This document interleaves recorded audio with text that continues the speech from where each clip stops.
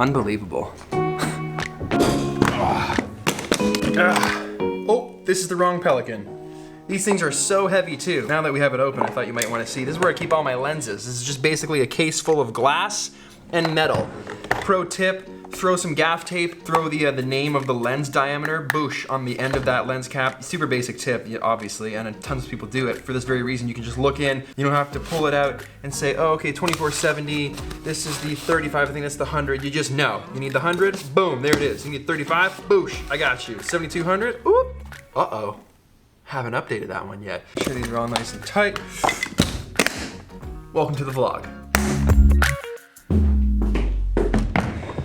This is the right one. And unfortunately, this is Canon's Pelican case, and my time with the EOS R has come to an end. So I actually have to go to Canon today and bring everything back. If you guys haven't watched my review on the R, I posted it yesterday. Thank you to everyone that watched it and enjoyed it and got some insight out of it. I saw a lot of people saying like, he's not gonna actually switch to the 1DX, is he? And no, I'm actually going to try and make a whole new kit so that when my What's in My Camera Bag 2019 video comes out in a few months, I kind of want to have the whole thing, just all of it new, revamped everything. I'm looking to challenge myself as a filmmaker and a photographer, and I think different tools are going to do that for me. And the biggest thing I saw was this versus the 1DX. He's not going to switch to it because it doesn't have 120. If you watched that whole video, I said in there, the limitations that this has that my other camera doesn't is going to challenge me to do new things, think in different ways. Is this better than the 1DX Mark II? In my opinion, it's a completely different beast. It's like saying, you know, is this Ferrari better than this minivan? Well, yeah, it is, but if you have 5 kids, you're gonna use a minivan. So it's kind of like, it's hard to compare totally different cameras. The 1DX is an Olympic camera. It's for like sports shooters. It's not even meant to be a video camera. This has video shooters in mind more than the 1DX did. So they both have their places. Am I still gonna use it? Yeah, because 120, I mean, I can't live without it completely. So I'm still gonna have it around, and you'll see it in this video right here. But other than that, had a great time using it. Didn't get a chance to use the 24-105, the 50 mil, super sharp, 28 to 70, biggest lens I've ever seen. This is a straight up like, weapon. Take a life with that. And then their new little 35. I didn't really have much time with this either. So again, if you didn't see the review, I'll link it above. And I think on top of switching your gear to become a better filmmaker by giving yourself limitations and challenges, I think shooting with different people are going to give you, you know, different styles and challenges as well. Just like when I shoot with Maddie, when I started out shooting with him, actually, everything I'm doing now for my workflow, I was doing none of it when I first met him, and kind of vice versa. In fact, I wonder if he, hey, Maddie, come here for a second. Let's just film a little office conversation, shall we? Makes perfect sense.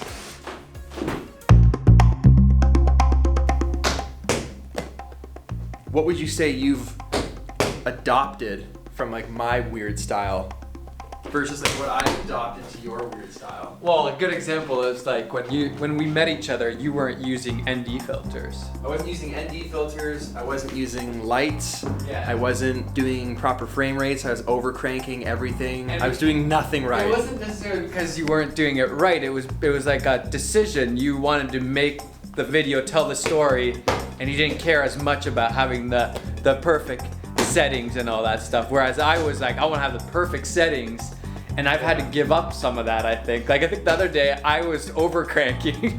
You're like, what the heck are you doing? Like, I remember the other day too, you were like, no, I don't use NDs anymore. I was like, why? And you're like, I just can't be bothered. Yeah, I was just like, don't need it right now. We like switched roles. Yeah.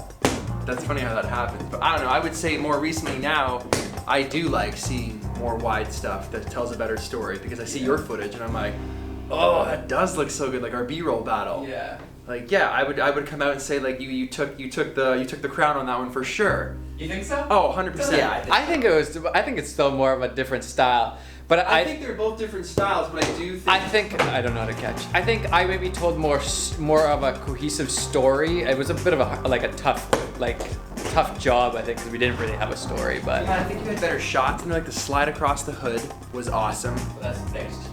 But it was still great, and like you're ramping like into the car. I don't know. It's just like they're obviously very different styles, but I just liked yours better. Like it just worked better as like a standalone piece. I think if we spliced them together, it would have been the ultimate. Oh, it would have been ultimate. But yeah, I don't know.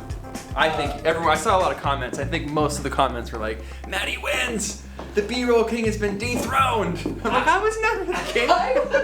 that happens with wide shots that a lot of people don't do is like showing the environment enough, like you understand what's going on. I always vlog in 16, like 16 mil. I would vlog wider if I could, like for sure. Yeah. This is what actually happens at the office when we're supposed to be editing and doing work. We just get into these deep conversations while we play basketball. But what would you say you've adapted from my style in the 2 years we've hanging out? Because I obviously went from really guerrilla, run and gun, shooting with window light, like using nothing, to suddenly like I've got the boom pole and the boom mic and perfect audio and I'm checking levels and I'm editing with waveforms and scopes and everything just became way more of a hassle since I met you. But my stuff looks way better. I think the reason why you're so good at what you do is because you go the extra mile. And a lot of times I feel comfortable sitting at my desk in front of the camera. It's easy, it's comfortable. But getting those like extra shots on top of what I would do normally, or just going outside more like I filmed this morning. I went outside instead of, I could have done the whole video right there and it would have been really easy and comfortable, but I know it's gonna be better if I actually go out. Yeah, that's hard to do. That's easier said than done. But the biggest thing you've done for me is distract me from my work, so I'm gonna go back now. This is true.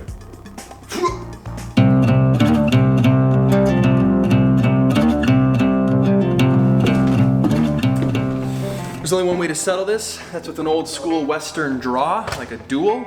I think we'll go K25 springs and masks. First to headshot wins. It's the only way. Maddie!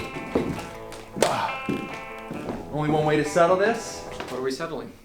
You mobbing my coffee morning sequence with the automatic gun. So an old Western duel, a draw. First to shoot someone in the face wins. Face? Yeah, we'll put masks on, but you only get one bullet to make it count. You know what's gonna happen. I'm gonna win. No, both of us are gonna miss. Yeah.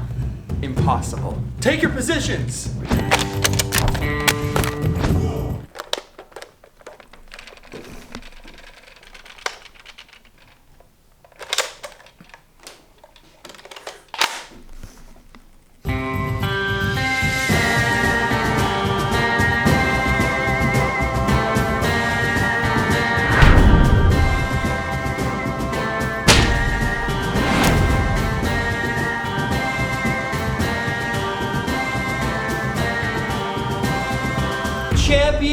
Champion!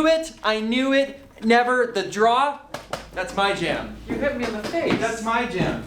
So that's it for me, guys. I hope you enjoyed this video. If you did, hit that like button, smash it 2018 style, subscribe if you aren't already, and I know I went over 2 minutes, but the unfortunate thing is this camera here that's filming me is also an EOS R because I had 2 of them so I could film B-roll of it, so I'm gonna have to take this away as well, and we'll see you guys in the next video. Bye.